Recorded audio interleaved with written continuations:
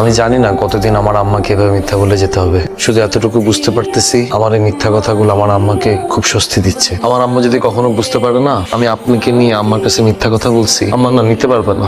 আমার একমাত্র ছেলে বিয়ে দিতে পারছি, আলহামদুলিল্লাহ। আল্লাহর কাছে লাখো লাখ শুকরিয়া। আল্লাহ আমার মনের আশা পূরণ করছে। আমি এখন মরলেও আম্মা তুমি শান্তি। এগুলো কি বলতেছো? তুমি ঘুমাও আম্মা, এত রাত পর্যন্ত সজাগ থাকা দরকার নেই। তুমি যাও, তোমার বউর সাথে আমার কিছু কথা আছে। বউ, এগুলা নাও তো।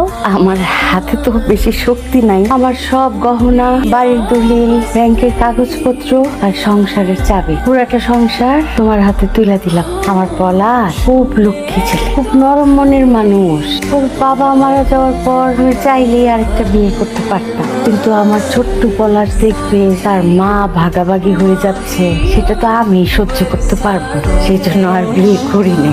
আমি তো আর বেশি দিন বাঁচবো না মা। আমার পলাশে খুব যত্ন করে মানুষ করছে।